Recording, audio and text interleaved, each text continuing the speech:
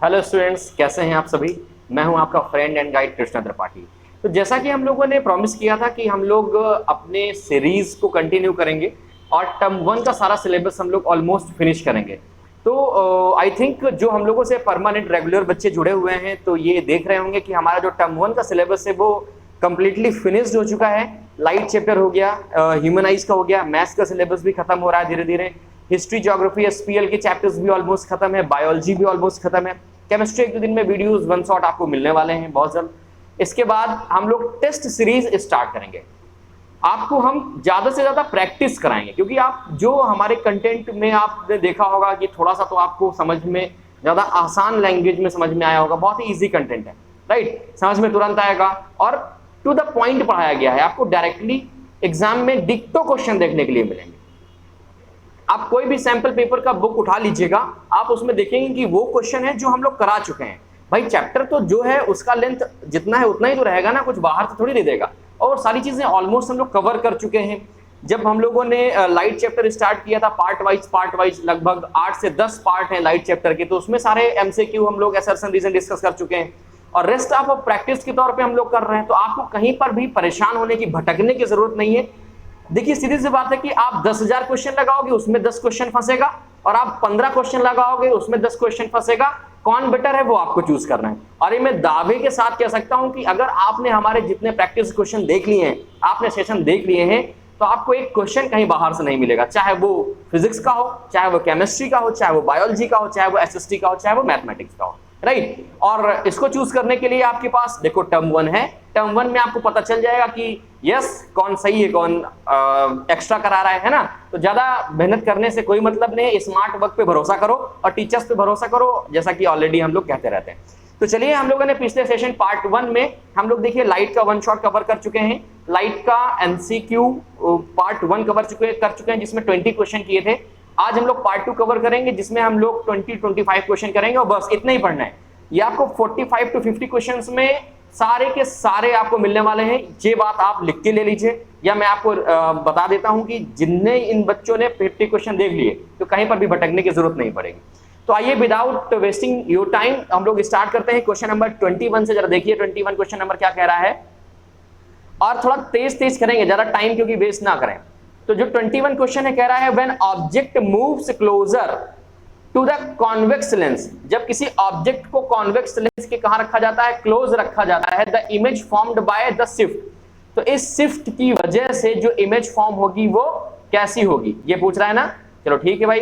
तो अब ऑप्शन क्या कह रहा है, ऑप्शन कह रहा है always form the lens, away from the lens, फिर कह रहा है टुवर्ड्स द लेंस, फिर कह रहा है first towards and then away from the lens, और फिर अगला ऑप्शन कह रहा है first away and then towards of the lens.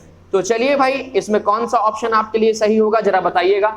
सीधी सी बात है, हम लोगों ने पढ़ा था कि जैसे जैसे हम ऑब्जेक्ट की तरफ, ऑब्जेक्ट को लेंस की तरफ बढ़ाएंगे तो वैसे हमारी जो इमेज है वो ऑप्टिकल सेंटर से दूर होती जाएगी।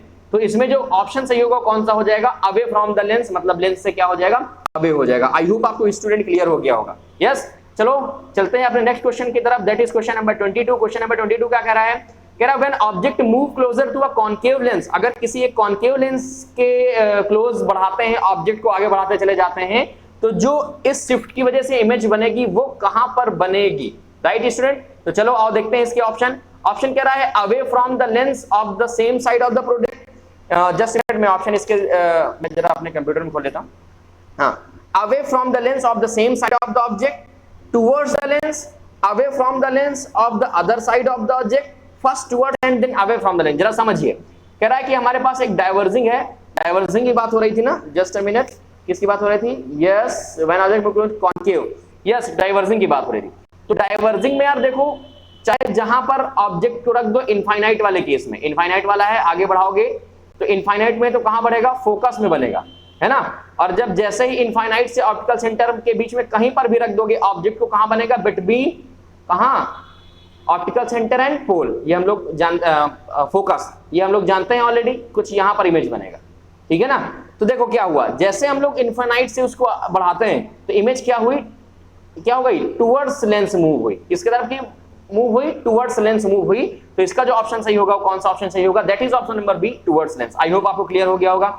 किसी बच्चे को डाउट है किसी क्वेश्चन में तो वो करेगा क्या, स्क्रीनशॉट लेके हमारा जो व्हाट्सएप ग्रुप है जिसका लिंक आपको इसमें डिस्क्रिप्शन में नीचे दिया हुआ है, तो आप उसमें ज्वाइन होके भेज देंगे, आपको वीडियो और ऑडियो दोनों तरह से आपके डाउट्स क्लियर कर दिए जाएंगे। सेकेंड थिंग, आप हमारे ग्रुप में अगर अभी तक नहीं ज्वाइन हुए हैं तो फटाफट हमारे व्हाट्सएप ग्रुप में ज्वाइन हो जाइए जिसका लिंक नीचे दिया हुआ है।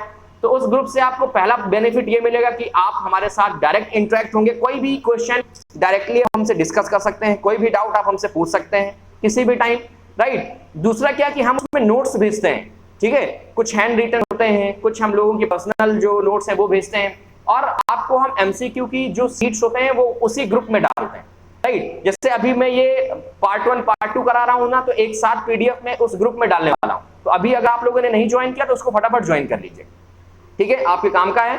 और टर्म 1 आ रहा है, फिर मैच कर लीजिएगा, ओके। सेकेंड थिंग क्या है कि अगर आपने अभी तक लाइट की वीडियोस नहीं देखी है तो आप क्या करिए, डिस्क्रिप्शन में लिंक है टर्म 1 का जो सिलेबस है उस सारे का, तो जो सब्जेक्ट आपको लगता है कि हाँ चलो ये पढ़ के देखते हैं, मुझे किसी दूसरी जगह समझ में नहीं आया, या यहाँ सारे सब्जेक्ट अच्छे हैं तो ये वाला भी पढ़ के देखता हूँ, तो एक बार चेक करिएगा जरूर प्लेलिस्ट में, आपको समझ में आ जाएगा कि यस कितना इंपॉर्टेंट आपको और टू द पॉइंट पढ़ाया गया, ठीक है। तो आप डिस्क्रिप्शन में चेक कर लेंगे जाके। चलो आगे बढ़ते हैं। आगे कह रहा है a magnified real image is formed by convex lens. एक मैग्नीफाइड और रियल इमेज फॉर्म कर रहा है कौन, convex lens, when the object is at. अब कॉन्वेक्स लेंस कैसा है, कॉन्वेक्स मतलब कि कन्वर्जिंग हो गया। अब कह रहा है मैग्नीफाइड हमें और रियल, मैग्नीफाइड और रियल मतलब बड़ी और left side of the lens बनाना है हमें ऑब्जेक्ट को, इमेज को, तो कहां रखोगे, फोकस में रख दोगे। तो इनफाइनाइट में ये केस हमें सुनने को मिलता है, तो देखो कहीं है क्या option, yes that is option number ए। हो क्लियर हो गया होगा। चलो भाई अगले क्वेश्चन की तरफ चलते हैं। अगला क्वेश्चन जो कह रहा है वो क्या कह रहा है, कह रहा है the distance between the principal centre and the point of the convergence is called focal length in which of the, आगे वाले पेज ओपन करें, in which of the following case. तो भैया सीधा सीधा इसमें आपको question number option number C दिख रहा होगा, ये गलत है, ये गलत फिगर है, ये गलत फिगर है, देखो ना ये फोकस में मिल रहा है, तो ये हमारे लिए सही होगा, ठीक है। अरे कुछ ज्यादा लंबा टिक हो गया लगता है, खैर छोड़ो आगे चलते हैं भाई, है ना। चलो आगे चलते हैं। तो आगे जब चलेंगे हम लोग तो क्वेश्चन नंबर दैट इज 25 आगे बढ़ते हैं। लिखा हुआ है अ 10 mm लॉन्ग ऑल पिन। देखो ये किसका क्वेश्चन, एनसीईआरटी क्वेश्चन है यार, ये तुम लोगों ने किया भी होगा। चलो इसका आंसर बताओ कितना आने वाला है, चलो सॉल्व करो, मैं आपको थोड़ा सा टाइम दे रहा हूं, फटाफट सॉल्व करके बताइए कितना आंसर आएगा। कह रहा है अ 10 mm long all pin is placed vertically in front of a concave mirror, in front of a concave mirror. A 5 meter long image of the all pin is formed at 30 centimeter in front of the mirror. Find the focal length of this mirror. क्या find करना है, focal length find करना है। जरा देखो अगर focal length find करना है तो अपने को पता है माइनस का v by u is equal to क्या होता है, हाइट ऑफ इमेज अपॉन में हाइट ऑफ ऑब्जेक्ट। ये एक रिलेशन हमको पता है इस क्वेश्चन के अकॉर्डिंग, राइट, क्योंकि डिस्टेंस हाइट दी हुई है। इस डिस्टेंस से इस फॉर्मूले से आप क्या करेंगे, समझ में आ रहा है कि नहीं समझ में आ रहा है, ओके।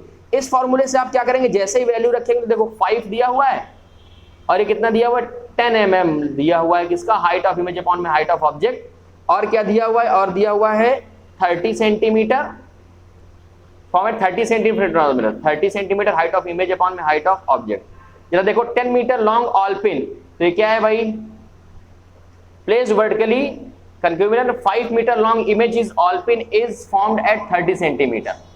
हाइट ऑफ क्या निकालना है अपने को, हाइट ऑफ ऑब्जेक्ट में u निकालना है, सिंपल सी बात है। वैल्यू प्लेस कराओ तो यहाँ 5 हो जाएगा, यहाँ पर क्या हो जाएगा, हाइट ऑफ इमेज अपॉन में height of object. Just a minute में इसको साफ सुथरा बता देता हूँ आपको ना, तो ये क्लियर हो जाएगा। एक मिनट, ये क्या बन रहा है भाई, एक मिनट जस्ट अ मिनट बच्चे लोग, है ना, साफ सुथरा बताता हूँ तो क्लियर हो जाएगा, ऐसे में समझ में नहीं आएगा, क्लियर भी नहीं होगा। देखो हम लोग क्या जानते हैं, अपन जानते हैं कि हाइट ऑफ इमेज अपॉन में हाइट ऑफ ऑब्जेक्ट क्या होता है, जस्ट अ वेट, देखो यहां से बता रहा हूं मैं, हाइट ऑफ इमेज अपॉन में height of object is equal to v by u minus का। हाइट ऑफ इमेज कितना दिया हुआ है देखो, और height of 10 metre long all pin, तो हाइट ऑफ ऑब्जेक्ट तो 10 दिया हुआ है, हाइट ऑफ इमेज कितना दिया हुआ है, 5 दिया हुआ है, माइनस v की वैल्यू कितनी दी हुई है पता नहीं, यस 30 सेंटीमीटर दिया हुआ है ना, तो v की वैल्यू हो गई 30 सेंटीमीटर, और u की वैल्यू कैसी हो गई, u की वैल्यू हो गई हमारे पास निकालना है। अब जरा देखो v की वैल्यू 30 होगी कि -30 होगी, जरा समझो। कह रहा है किसके कॉनकेव मिरर है, तो कॉनकेव मिरर का मतलब ये वाला मिरर हो गया, तो इस साइड में रखी होगी या इस साइड में फॉर्म करेगी इमेज। तो अगर इस साइड में फॉर्म करेगी तो माइनस वैल्यू हो गई ना, तो एक माइनस तो इस फॉर्मूले का लगेगा और एक माइनस हमारे पास इस v का लगेगा, कि नहीं लगेगा?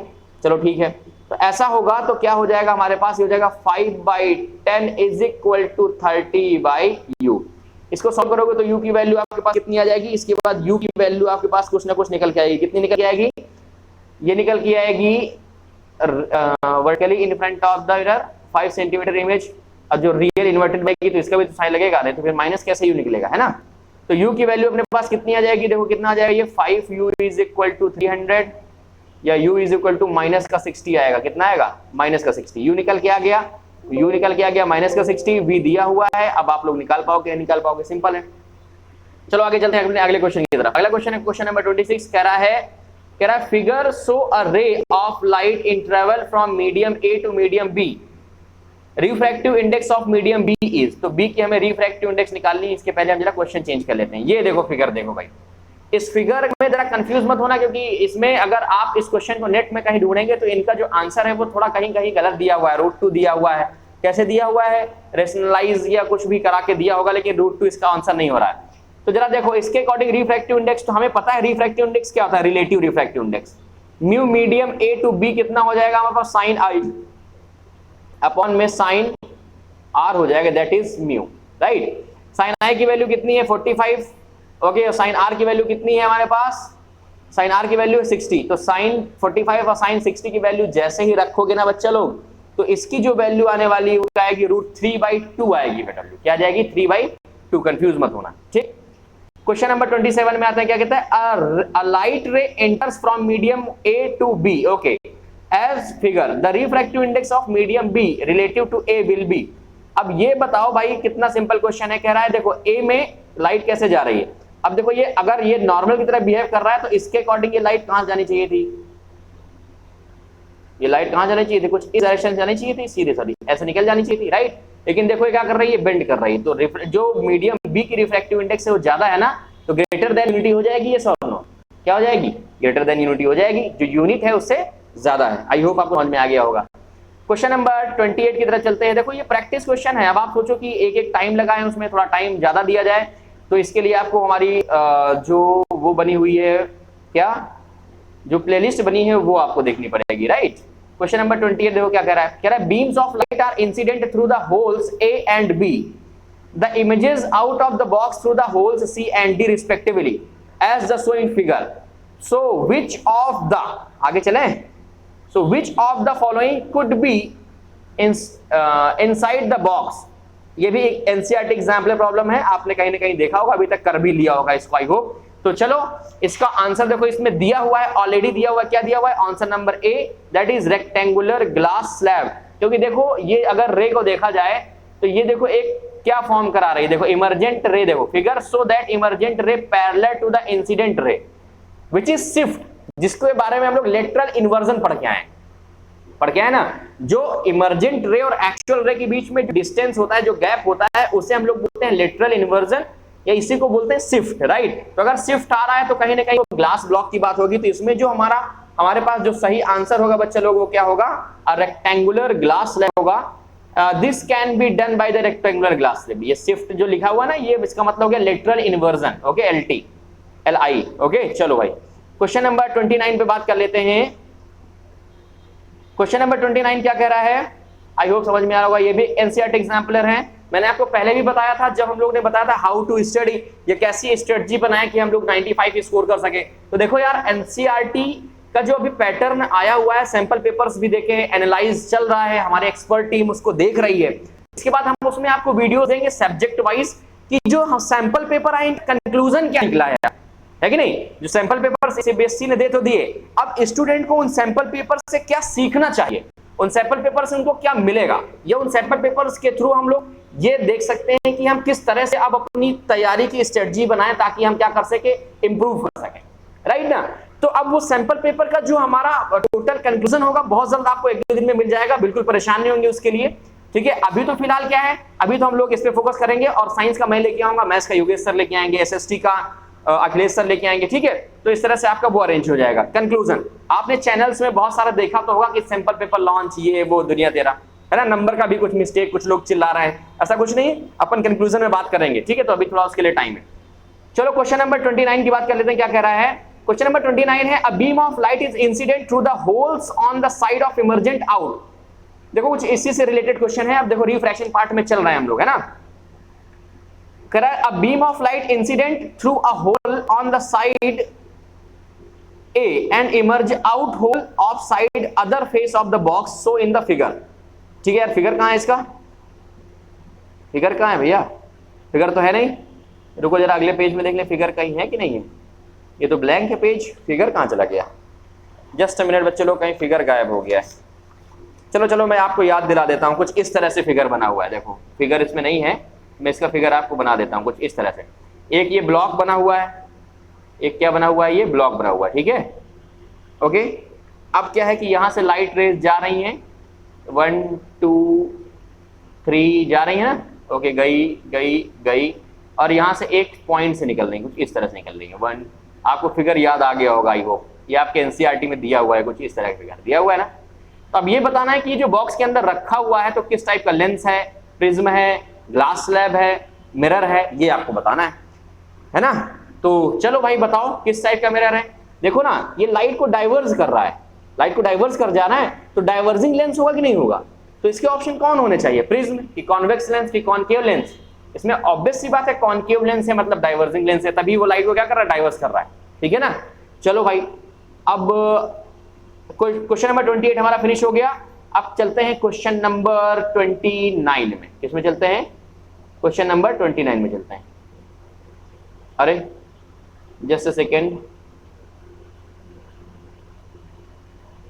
चलो अभी इसको हम लोग नहीं किया है। 29 तो है नहीं इसमें, 29 तो हो गया, 30 नंबर में देखते हैं। देखो मैं क्वेश्चन आपको पढ़ के सुना दे रहा हूं, आप खुद इसका आंसर मुझे कमेंट बॉक्स में बता दीजिए, क्योंकि मेरे ख्याल से वो पेज मिस हो गया है। तो क्वेश्चन है, विच of the following statement true. Statement क्या है, अ कॉन्वेक्स लेंस, ध्यान से सुनिएगा, कमेंट में मुझे इसका आंसर चाहिए आपसे, ओके। कह रहा है a convex lens has 4 dioptre power having a focal length 25 centimetre. Option number B क्या कह रहा है, a convex lens has -4 dioptre power having a focal length of 0.25 metre, okay. Option number C कह रहा है a concave lens has 4 dioptre power having focal length 0.25 metre. और question number D है, sorry option number D है, a concave lens has -4 dioptre having a focal length 0.25 metre. तो चलिए शुरू हो जाइए, कमेंट करके मुझे कमेंट बॉक्स में इसका आंसर बताइए। मैं फिर से रिपीट कर रहा हूं, विच of the following statement true या आर ट्रू, दो भी ट्रू हो सकते हैं। स्टेटमेंट नंबर 1 लिखा हुआ convex lens has 4 dioptre power having focal length 0.25 metre. दूसरा ऑप्शन है a concave lens has -4 dioptre power having focal length 0.25 metre. Third option है a concave lens has 4 dioptre power having a focal length of 0.25 metre. और D option है concave lens has -4 dioptre having a focal length 0.25 metre, right. तो इनमें से आपको correct option बताना है। एक और क्वेश्चन इसमें मिसिंग है, दैट इज क्वेश्चन नंबर 31। क्या है, magnification produced by the rear view mirror fitted in vehicles. जो व्हीकल्स में रियर व्यू फिट होता है ना, पीछे की व्हीकल्स को देखने के लिए, तो उसका जो मैग्निफिकेशन होगा वो कितना होना चाहिए। ऑप्शन है is less than 1, is more than 1, is equal to 1 और ग्रेटर देन 1। तो अब आपका कमेंट आपके हाथ में, फटाफट बताइए कि इसका आंसर क्या होना चाहिए। फिर आगे चलते हैं हम लोग क्वेश्चन नंबर 32 की तरफ। देखो इसका चौथा ऑप्शन दिख रहा है, एक कहीं पेज मिस है, ओके। चलो देखो भाई, आई होप आपको ये दिखाई दे रहा होगा, अब और अच्छे से दिखाई देगा। क्लियर है बच्चा, यहां तक सारी चीजें क्लियर है ना, ओके। अगर कोई चीज नहीं क्लियर होती तो आप क्या करेंगे, मैंने आपको बताया है, सिंपली आपको स्क्रीनशॉट लेना है और तुरंत आ जाना है हमारे व्हाट्सएप पेज में, लिंक दी है। क्वेश्चन नंबर 32 क्या कह रहा है, क्वेश्चन नंबर 30 कह रहा है a full length image of distance tall building can definitely be seen by using. तो सिंपल सी बात है, जो वाइडर एरिया कवर करेगा, जो बड़ी चीज को छोटा करके दिखाएगा, उसी में हम बड़ी बिल्डिंग की इमेज पूरी तरह से देख सकते हैं। तो बताइए भाई इसके लिए कौन सा मिरर होना चाहिए। ध्यान दीजिएगा, इसमें लेंस नहीं है, लेंस में कैसे देख पाओगे भाई, वो तो रिफ्रैक्ट करता है। तो इसमें जो मिरर हो जाएगा कौन सा हो जाएगा, डाइवर्जिंग हो जाएगा, दैट इज कॉन्वेक्स मिरर, बहुत सारे बच्चे कंफ्यूज रहते हैं सर कॉन्केव और कॉन्वेक्स में, तो कंफ्यूज नहीं होना है, ठीक है। तो कौन सा हो जाएगा, कॉन्वेक्स मिरर हो जाएगा। आई होप क्लियर हो गया होगा। क्वेश्चन नंबर 33 की बात कर लेते हैं। देखो यार कहीं मत जाना, पढ़ लेना, क्योंकि देखो ये सारी चीजें बहुत ज्यादा इंपॉर्टेंट है और आपको कहीं भटकने परेशान होने की जरूरत नहीं है इसमें। क्वेश्चन नंबर 33 क्या लिखा हुआ है, इन टॉर्चेस सर्च लाइट, यार ये भी एनसीईआरटी एग्जांपल है, आप लोगों ने अभी तक कर लिया होगा, नहीं अगर कर लिया तो इसका आंसर बताओ क्या होगा, अगर नहीं किया तो जरा समझने की कोशिश करिए। In torches search light and headlights of vehicles the bulb is placed, जो बल्ब है उसको प्लेस कर दिया जाता है, ऑप्शन का between the pole and focus of the reflector, बिल्कुल सही जवाब पहला ही मिल गया अपने को, ठीक है। अब very near to the focus of the reflector, ये भी सही हो सकता है कि भाई जो फोकस है उसके पास में रखा जाए, तभी वो क्या करेगा, ज्यादा से ज्यादा रिफ्लेक्ट करेगा, है कि नहीं। तो अगला क्वेश्चन क्या कह रहा है between the focus and the centre of the curvature of the reflector, नहीं ये तो नहीं होगा। इसके बाद at the centre of curvature, ये भी नहीं होगा, ठीक है। तो क्या हो जाएगा, जो बल्ब रखा जाएगा ना वो हम ये कह सकते हैं very near to the focus of the reflector, जरूरी नहीं कि पोल और फोकस के बीच में रखा जाए। तो इसके लिए जो करेक्ट ऑप्शन सही होगा वो ऑप्शन नंबर सही होगा, that is option number B. कोई दिक्कत नहीं। चलो आगे चलते हैं क्वेश्चन नंबर 34 में। 34 क्वेश्चन नंबर क्या कह रहा है, क्वेश्चन नंबर 34 कह रहा है, एक मिनट जस्ट, क्वेश्चन नंबर 34 कहता है कि the laws of reflection hold good for, जो लॉज ऑफ रिफ्लेक्शन है वो किसके लिए अच्छे होते हैं, प्लेन मिरर ओनली लग गया गलत है, कॉन्वेक्स मिरर ओनली लग गया गलत है, कॉन्वेक्स मिरर ओनली लग गया गलत है, कॉमन सेंस का है, सीधी बात है, तीनों के लिए होना चाहिए तभी लॉज ऑफ रिफ्लेक्शन फॉलो करेगा, कॉन्वेक्स के लिए, कॉनकेव के लिए, ठीक है, और प्लेन के लिए। और किन पे डिपेंड करता है, ये उनके शेप पे डिपेंड करता है कि उनका शेप कैसा है, ठीक है, साइज पे नहीं, शेप कैसा है, राइट। तो सभी मिरर्स के लिए यूज करता है। इसमें कोई ऑप्शन होगा क्या, चलो आगे चल के देखते हैं इसमें कोई ऑप्शन मिलेगा कि नहीं। यस मिल रहा है, देखो आगे, ये देखो ऑप्शन आ गया उसका, all mirror reflective their shape. I hope clear हो गया होगा। तो क्वेश्चन नंबर का कौन हो जाएगा, डी हो जाएगा, ठीक है। ज्यादा नहीं है, थोड़ा सा और स्पीड बढ़ाएंगे हम लोग अभी। क्वेश्चन नंबर क्या कह रहा है अगला, क्वेश्चन नंबर अगला कह रहा है कि अगर मैं बात करूं कि द पाथ ऑफ रे of light coming from the air passing through the rectangular glass slab क्या लिखा है, ट्रेस्ड बाय द 4 स्टूडेंट, ठीक है, 4 लोगों ने ट्रेस किया कि लाइट ऐसे आ रही, सीधी आ रही है। चलो ये कुछ पढ़ा लिखा लग रहा है, ओके भाई, ये भी देखो थोड़ा सा अनपढ़ लग रहा है, ये भी थोड़ा कम अनपढ़ लग रहा है। तो हमारे पास जो ऑप्शन सही होगा, कौन सा ऑप्शन है सही होगा, बी होगा यार।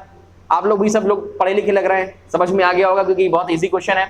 अब आगे चलते हैं भाई, अगला क्वेश्चन है क्या इसमें, यस दिया हुआ है, देखो भाई क्या दिया हुआ है।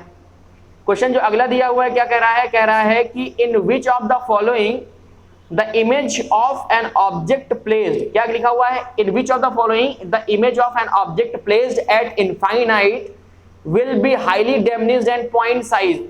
अब बताओ इनमें से कहां पर मैं इमेज को रखूं कि जो हमारे पास ऑब्जेक्ट को रखूं, इमेज का कहां रखोगे, ऑब्जेक्ट को रखूं कि इमेज कैसी बने, हाईली डैमेज्ड बने।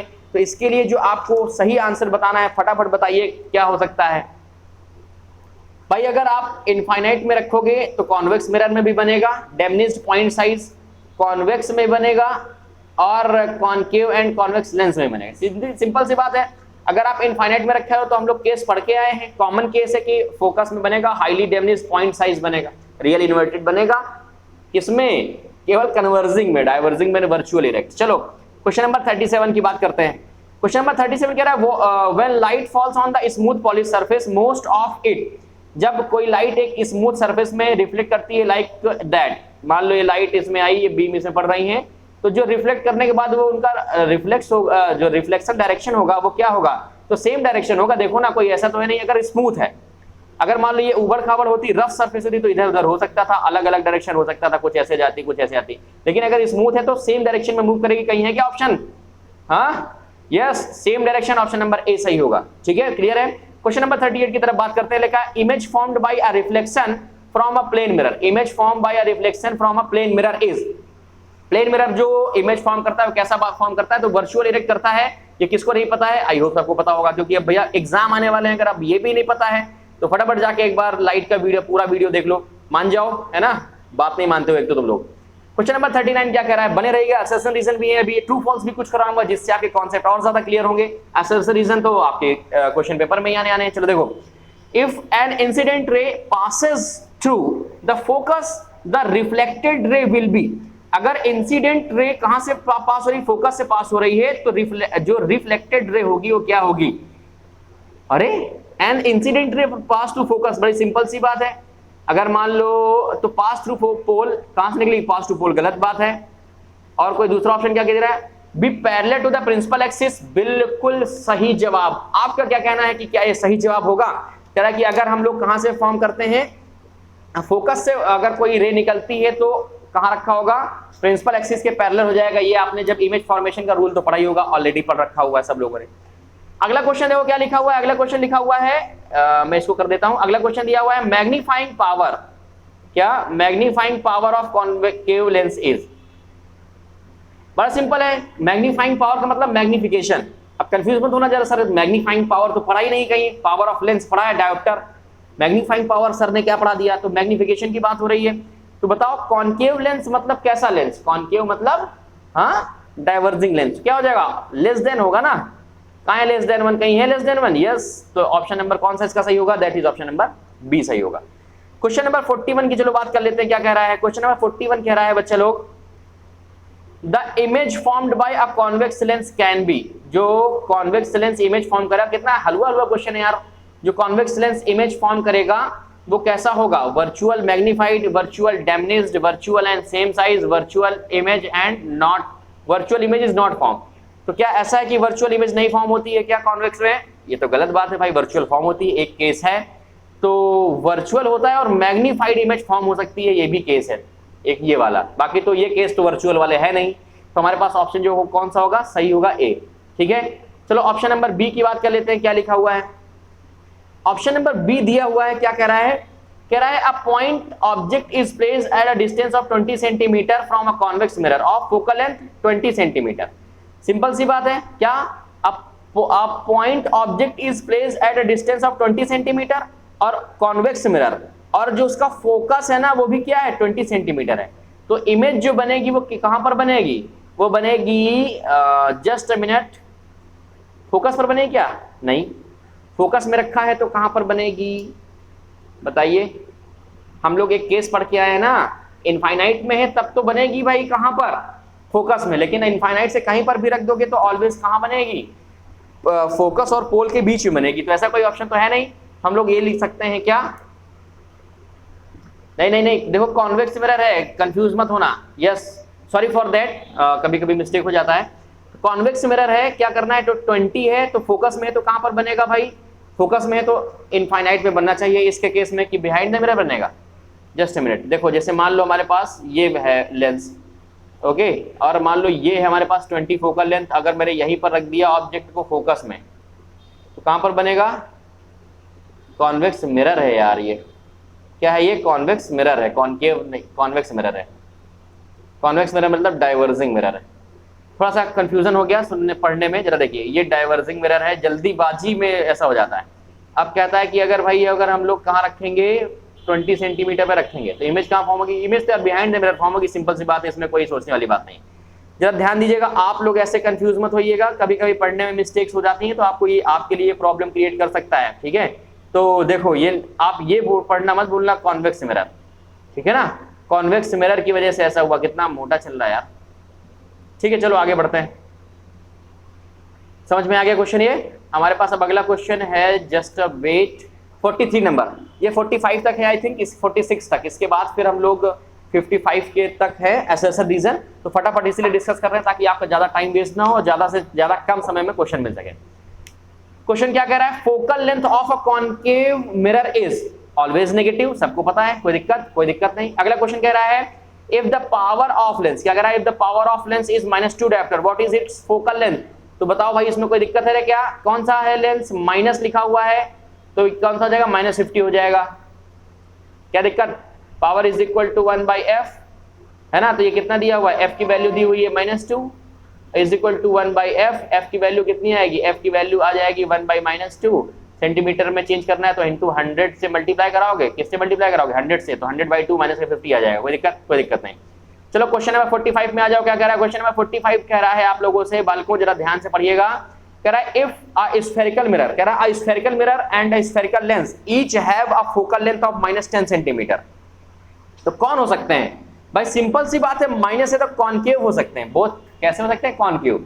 कॉन्केव में दोनों में कैसा रहता है, जो फोकल लेंथ रहता है वो माइनस में रहता है, तो इसका जो आंसर होगा कौन सा हो जाएगा, कॉन्केव होगा बोथ। आई होप क्लियर हो गया होगा। चलो चलते हैं भाई अपने अगले क्वेश्चन की तरफ।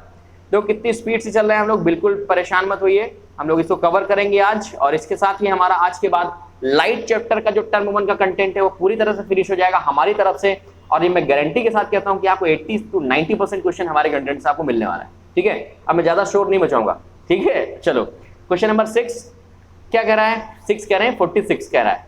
क्वेश्चन नंबर 46 कह रहा है, थोड़ा सा चलो गर्ल्स का भी मन रख लें, पिंक कलर से लिख देते हैं, है ना। कह रहा है if the magnification produced by a lens has a negative value, कह रहा है कि अगर मैग्निफिकेशन जो प्रोड्यूस कर रहे हैं हम लेंस की, वैसे उसकी वैल्यू अगर नेगेटिव है तो जो इमेज होगी वो कैसी होगी।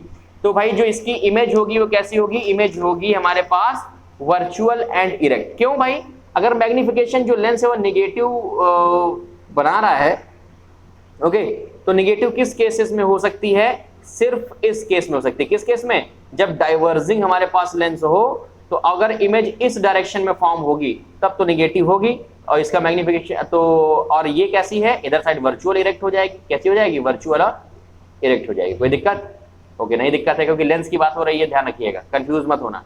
अब चलते हैं अपने अगले क्वेश्चन की तरफ।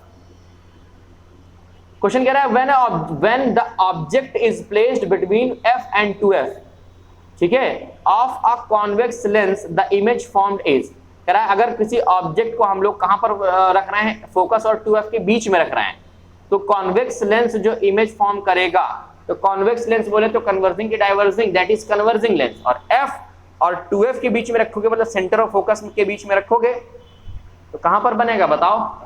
चलो इसका आंसर आप लोग को देना है कि 47 का जो आंसर होगा वो क्या होगा, सबको पता है, that is beyond 2f। Question number 48 क्या कह रहा है, क्वेश्चन नंबर 48 कह रहा है विच मिरर जी, अरे वाह, बड़ा सम्मान के साथ कह रहा है मिरर जी, तो मिरर जी और लेंस जी नहीं, केवल मिरर, ओके ना, तो ये गलती से टाइप हो गया होगा या रिस्पेक्ट दी होगी भाई की टाइप जो हमारे करते हैं सर। तो विच mirror can produced a virtual erect and magnified image of the object, इनमें से कौन सा मिरर है जो virtual erect magnified image form करता है। तो देखो कौन करता है, कोई बता सकता है, मैग्नीफाइड करता है तो वो है सिर्फ एक ही शेयर है यहाँ, कौन है वो, और वो है कन्वर्जिंग, दैट इज 48 का A option, concave mirror. I hope आपको क्लियर हो गया होगा। क्लियर है बच्चे लोग, है ना। चलो भाई आगे चलते हैं अगले क्वेश्चन की तरफ, that is 49 question. Question number 49 क्या कह रहा है, if the image is formed in front of the mirror then the object distance will be, है, अगर कह रहा है if the image formed front of the mirror, mirror के सामने बन रही है, then the image distance will be positive और negative depending on the size of the object, neither positive nor negative, और सी क्या है, positive in front of the mirror. अगर इमेज बनेगी इन फ्रंट ऑफ द मिरर तो कैसी बन सकती है बताओ।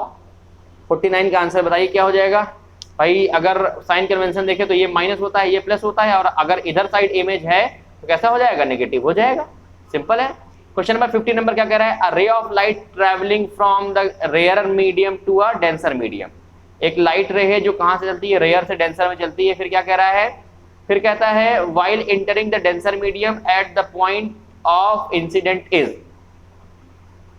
कह रहा है एक लाइट की रे है वो ट्रैवल कर रही है रेयर मीडियम से डेंसर मीडियम, तो चलो मान लो ये है हमारे पास रेयर से डेंसर आ गई तो बेंड हो गई। अब इतना भी ज्यादा बेंड नहीं कराओ यार कि मतलब आदमी भी देख के हंसे, ठीक है, चलो बेंड हो गई। फिर क्या कहता है denser medium, while the entering the denser medium at the point of incident is, question क्या है, growed state into the second medium, गलत, बेंड टुवर्ड अ नॉर्मल। अरे कितना सिंपल क्वेश्चन है, इतना बेकार फिगर वगैरह बना के रख दिया हम लोगों ने, है ना। चलो हमको लगा थोड़ा अच्छा क्वेश्चन होगा, टफ क्वेश्चन होगा, इसी से कराते रहते हैं, बताइए, है ना, यही कहोगे आप लोग, यही सब पेपर में आने के बाद समझ लेना, ठीक है, ज्यादा जो बताया जाए पूरा सुन लो। कह रहा है student go does the experiment, experimental base है, जरा देखिए, a student does the experiment on the tracing the path of a ray of light passing through a rectangular glass slab for the different angle of the incident, he can get a correct measure of the angle incident and the angle of emergent by the following in the labeling indicate the figure। Figure देखो, सबको समझ में आ जाएगा क्या कह रहा है। Figure देखो भैया, बताओ इसमें कौन सा करेक्ट होगा, कोई बता सकता है क्या? चलो बताओ बताओ बताओ बताओ बताओ, इसमें लेबल करना है तो बताओ इसके हिसाब से कौन सा सही है। आई आर, ये तो गलत हो गया, देखो आई कहाँ है, इसमें भी गलत हो गया, आई कहाँ है, इसमें गलत नहीं हुआ, ये ठीक है। ये क्या लिखा है यार, एक मिनट, जस्ट पेन इतना मोटा चल रहा है। तो एंगल ऑफ इमरजेंट, अरे यार बताओ, ये भी गलत हो गया। अभी गलती से यही सब सही दिख रहे थे, है ना? तो ऑप्शन कौन सा सही है? चौथा सही है। देखो ना, एंगल ऑफ इमरजेंट सही है, एंगल ऑफ इंसिडेंट नहीं है। पता है आपको, एंगल ऑफ इमरजेंट को एंगल ऑफ इंसिडेंट भी बोलते हैं, medium to the respect of medium में। चलो अब चलते हैं अपने अगले क्वेश्चन की तरफ, that are assertion reasons question. और ऑलरेडी हम लोगों ने इसके बारे में डिस्कस किया हुआ है कि हमें कैसे डिस्कस करने चाहिए, ऐसे क्वेश्चन को कैसे करना चाहिए, हमारा एक ऑलरेडी सेशन पड़ा हुआ है। चलिए ज्यादा नहीं, केवल 5-6 क्वेश्चन होंगे। कितने? 4 क्वेश्चन है। कह रहा था question given below the consist of assertion and reason, use the following key of choose the appropriate answer. Assertion reason करने का सबसे की पॉइंट क्या है कि सबसे पहले देखो कि पहला स्टेटमेंट जो असर्शन है ट्रू है कि नहीं, ट्रू है कि फॉल्स है, कंक्लूजन निकाल लो, निकल आया। इसके बाद रीजन देखो, उसको चेक करो ट्रू है कि फॉल्स है, कंक्लूजन निकालो, निकल आया। और जब सब निकल आया तो देखो कहीं रीजन जो दिया हुआ है क्या वो करेक्ट एक्सप्लेन कर रहा है असर्शन को, स्टेटमेंट को, कि नहीं कर रहा है। जब ये तीनों कंक्लूड करके रखोगे तो आपको हर बार इन पर्टिकुलर 4 ऑप्शन से कोई एक कीवर्ड उठाना है, ABCD में से, तो कोई ना कोई आपको यहां मिल जाएगा हाई हेलो करने के लिए, ठीक है ना? तो चलो भाई चलते हैं हम लोग अपने अगले क्वेश्चन की तरफ। ये क्या कर दिया मैंने? कुछ नहीं कर दिया। चलो अगले क्वेश्चन की तरफ। तो दैट इज क्वेश्चन नंबर 51। कहां है? 51 तो हो गया, 52 से शुरू करना है ना? चलो भाई देखना, क्वेश्चन नंबर जो 52 है क्या कह रहा है? कह रहा है, दिखाई दे रहा है सही बच्चों को? यस, आई होप दिखाई दे रहा होगा। क्वेश्चन नंबर 52 क्या कहता है? क्वेश्चन नंबर 52 कह रहा है असर्शन इंडिकेट द लाइट। आपकी जो नजरें होनी चाहिए वो मेरे ऊपर नहीं होनी चाहिए, ठीक है? जो क्वेश्चन क्या है, क्वेश्चन उसके ऊपर होना चाहिए, ठीक? क्योंकि मैं तो खुद ही डेस्कटॉप देख रहा हूँ, कभी इधर देख रहा हूँ, तो आपसे थोड़ा सा आई कांटेक्ट कम हो पा रहा है। जब पढ़ाता हूँ तब तो होता ही है ना, अब तो केवल हमें प्रैक्टिस करनी है। तो आवाज सुनिए और आंसर अपने मन में बोलिए या कमेंट करते जाइएगा। लिखा हुआ है assertion indicate light is reflected in only one direction from smooth surface. ऐसा क्वेश्चन अभी हम लोग कहीं करके आए हैं क्या? कोई याद दिलाओ मुझको। हाँ, यस, करके आए हैं। अगर ऐसा करके आए हैं तो मतलब हमारे पास असर्शन तो क्या हो गया? ट्रू हो गया। तो कह रहा है since the angle of incident and the angle of reflection are same a beam of parallel ray of light. तो जो इंसिडेंट एंगल और रिफ्लेक्टेड रे होगा उस बीम के लिए क्या होगा? सेम होगा, ठीक है? तो क्या मुझे बता सकते हैं कि क्या होगा इसका जो आंसर होगा? बिल्कुल सही बात है कि अगर सेम डायरेक्शन में, सीधी सी बात है यार, बीम आएगी, मैं अभी पढ़ा के आया था ना, सेम डायरेक्शन में मूव करेंगे तो इनका जो एंगल है वो भी तो सेम होगा। तो अगर सेम होगा तो हमारे पास रीजन भी क्या होगा? करेक्ट हो गया। और देखो सेम डायरेक्शन में क्यों है, इसका एक्सप्लेन भी सही से कर रहा है, वो कर रहा है कि नहीं कर रहा? तो इसके लिए जो करेक्ट ऑप्शन हो जाएगा वो हो जाएगा ऑप्शन नंबर ए हो जाएगा। क्या है option number? Option number A है हमारे पास, both assertion and reason are correct and the reason is correct explanation of the assertion. अच्छा ध्यान रखना, अब ये चारों ऑप्शन एक बार दिमाग में बैठा लो ना, बार बार इस पेज में वापस नहीं आएंगे, टाइम वेस्ट होगा केवल, ठीक है ना? आगे चलेंगे, केवल ऑप्शन देखने लगता है आधा पड़ेगा यार। चलो देखते हैं आगे क्या हो सकता है। Question number 52। चलो भाई जवानों शुरू हो जाओ। ओके, क्वेश्चन नंबर 53 कह रहा है assertion the word ambulance of the hospital when is written in form of mirror as ambulance. कैसे लिखिए? The image form is plane mirror is same size of the object. तो यार the word ambulance in hospital when written in the form of this it's mirror as.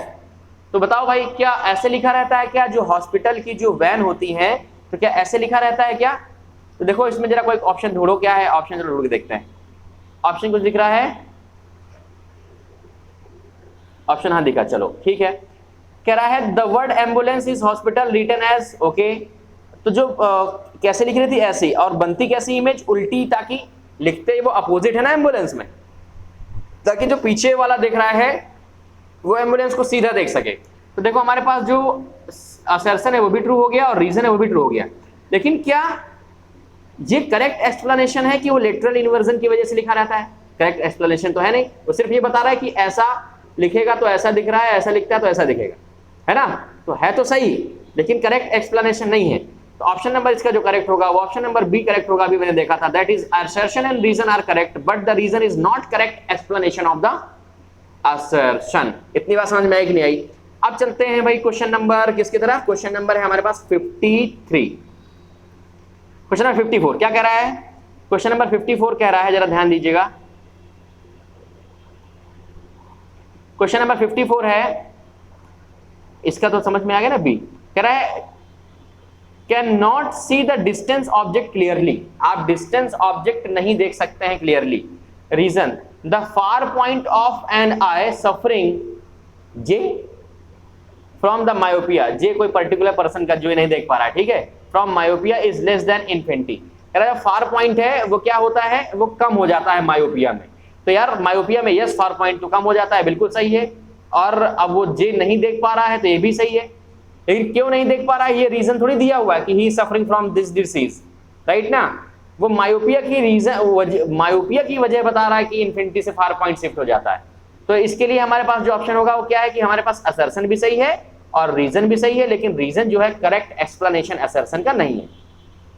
Guys हो सकता है आपको boring लग रहा हो पढ़ने में, क्योंकि मुझे थोड़ी सी हंसी मजाक, जो स्टडी टाइम में थोड़ा सा सीरियस रहना चाहिए, है ना। ज्यादा मैं दूसरों की तरह अगर आपको ऐसे ही थोड़ा सा टहलाता रहूंगा तो फिर मजा नहीं आएगी ना। तो थोड़ा सीरियस रहो, बोर हो रहा है तो पानी पी लो, पढ़ना तो पड़ेगा, ठीक है। और ये लास्ट सेशन है, इसके बाद आपको कहीं कुछ भटकने की जरूरत नहीं पड़ेगी। इसी को बार बार 3-3, 4-4 बार, 5-5 बार देख डालिए। लाइट का 1 शॉट, लाइट का part 1, part 2, MCQ, assertion, reason, बस काम हो गया अपने को, ठीक है भाई। सिंपल सी बात है, मैंने आपको बताया था 1000 से अच्छा है कि आप 45 लगाओ, 50 लगाओ और उसी में आपका काम हो जाए, राइट। एक पेड़ था, एक पेड़ को एक कुल्हाड़ी लेके जाता हूं मैं, उसको 10,000 बार जब मैंने स्ट्राइक करी, खूब ठोका तब पेड़ कटा। एक और महाशय आए, बढ़िया शार्प कुल्हाड़ी थी, एक बार कुल्हाड़ी का शॉट लगाया तो एक बार में तो केवल बाहुबली कर सकता है, तो 2-3 बार में लेकिन कट गई। तो बताओ कौन सी कुल्हाड़ी अच्छी, जिसने 1000 टाइम में पेड़ को गिराया कि जो 2-3-4 बार चली और पेड़ को गिरा दिया। देखा, एफर्ट कम और आउटपुट ज्यादा। ओके, फिजिक्स पढ़ रहे हो आप लोग तो जाना चाहिए, तो एफर्ट कम डालिए, आउटपुट ज्यादा मिले, इसी को बोलते हैं स्मार्ट वर्क, राइट। ये फिजिक्स आपको सिखाती है। चलो क्वेश्चन नंबर 55 की बात करते हैं। क्वेश्चन नंबर 55 क्या कह रहा है? देखो कभी कभी क्वेश्चन में ऑप्शंस गलत भी हो जाते हैं, तो बिल्कुल इसके लिए परेशान ना होइएगा, डिस्कस कर लीजिए ग्रुप में, जैसा भी हो जाता है। क्वेश्चन नंबर 55 क्या कह रहा है? क्वेश्चन नंबर 50 क्या कह रहा है? जो पिपिल होती है ना आंख की, pupil is black in colour. क्यों? क्योंकि pupil is black in colour as no light reflect on it. बिल्कुल सही है भाई, pupil is black in colour, ये भी सही है। तो बताओ भाई इसका आंसर कौन होगा?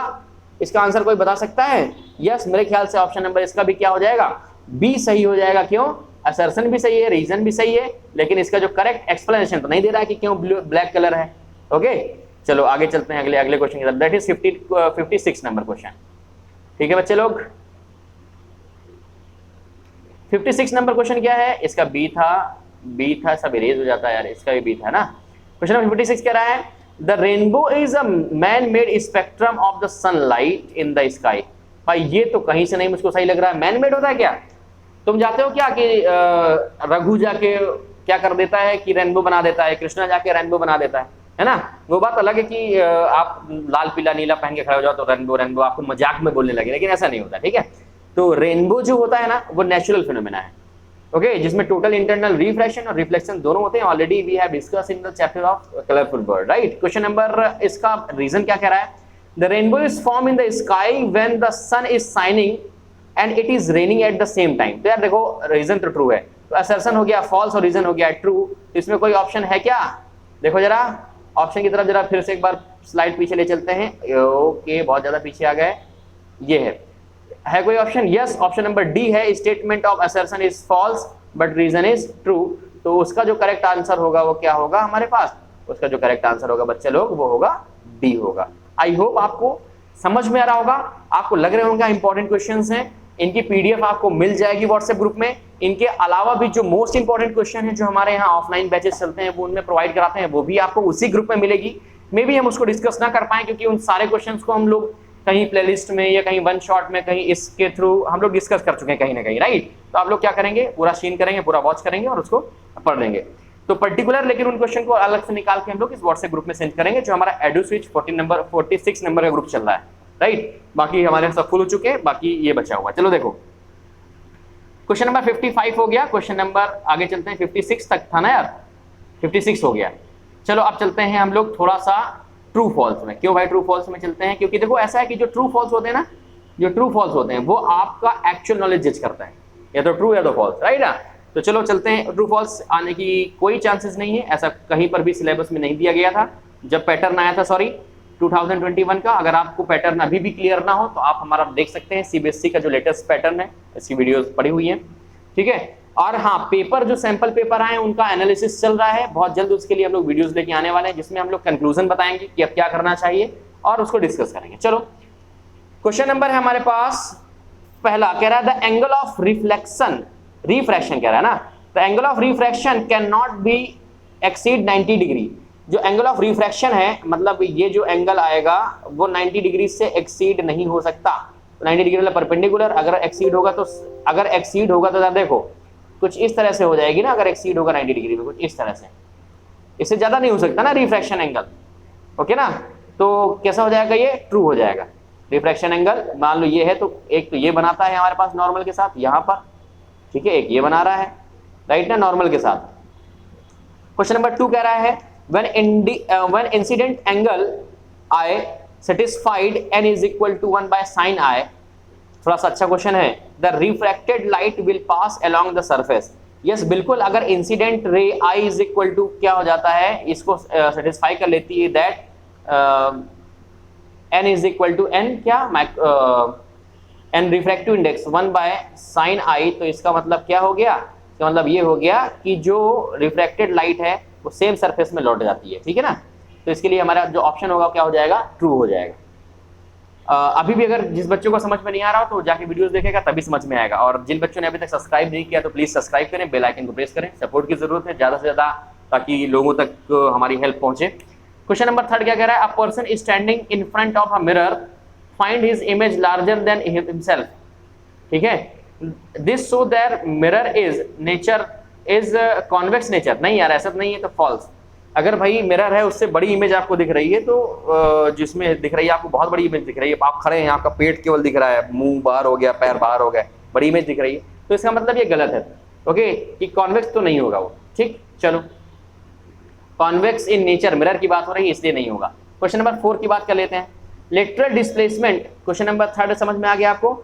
अब कह रहा है lateral displacement increase with the thickness of the given slab.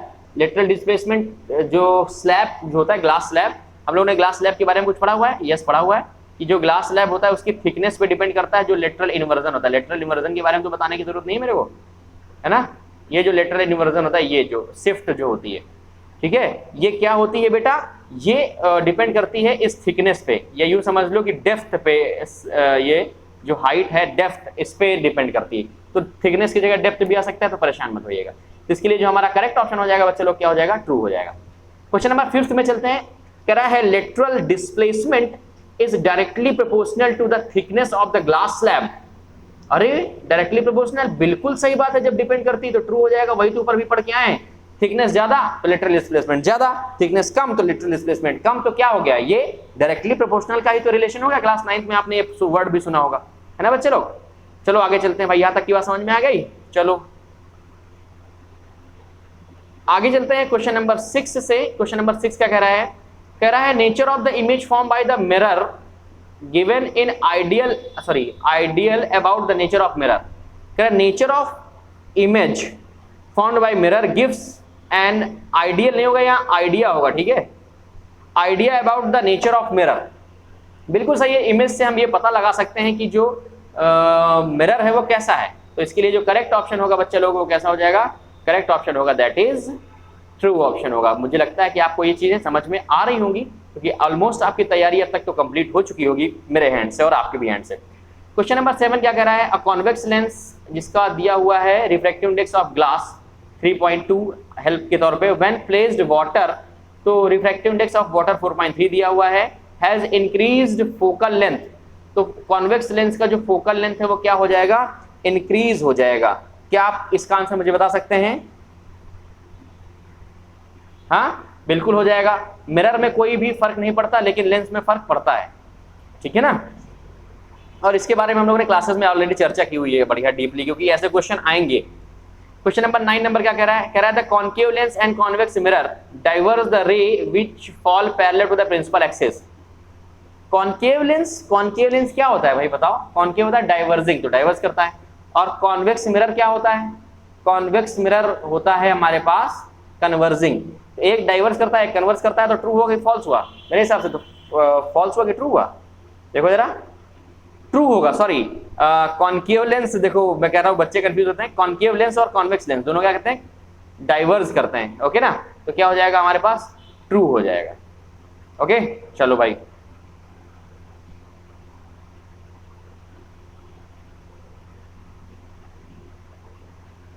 ठीक है, सही है भाई। इसमें क्या हो जाएगा? ट्रू। कॉन्केव एंड कॉन्वेक्स दोनों डाइवर्स करते हैं। क्वेश्चन नंबर 10 क्या कह रहा है? कह रहा है the power of concave lens is positive. True और फॉल्स? कॉन्केव लेंस की पावर क्या होती है? पॉजिटिव होगी। ये ट्रू होगा कि फॉल्स होगा? कॉन्केव लेंस है भाई। कॉन्केव लेंस का मतलब क्या होता है आपको मैंने ऑलरेडी बताया है कि डाइवर्जिंग, तो ये नेगेटिव नहीं होता है, ये पॉजिटिव होता है ना। तो यहाँ पर जो आंसर आएगा वो क्या हो जाएगा? आंसर आएगा ट्रू। यार थक गए हैं, अब इतना ही रखें क्या? आई थिंक क्लियर भी हो गया। यस, सारे क्लियर हो गया। तो देखो मैंने आज आपको कम से कम 30 to 35 क्वेश्चन कराए हैं। आई होप आपने इंपॉर्टेंट क्वेश्चन नोट किए होंगे, नहीं नोट किए तो दोबारा से आप देख लीजिएगा। टर्म 1 का सिलेबस हमारा कंप्लीट है। इसके लिए आप हमारे डिस्क्रिप्शन में सारे लिंक देख सकते हैं। नोट्स चाहिए आप हमारे ग्रुप में जुड़िए, डायरेक्ट इंटरेक्ट करिए, किसी भी टाइम कोई भी डाउट पूछ सकते हैं। तो आज के लिए इतना ही। हम लोग फिर मिलते हैं chapter analysis and sample paper analysis conclusion इस चैट जी पे बात करने के लिए किसी दिन। और इसके तो आज के लिए इतना ही। तब तक हंसते रहिए और मुस्कुराते रहिए। Bye bye, tata and take care. I hope session आपने एंजॉय किया होगा और इतना पढ़ने के बाद आपको कहीं भटकने की जरूरत नहीं पड़ेगी। चलिए bye bye, tata, take care.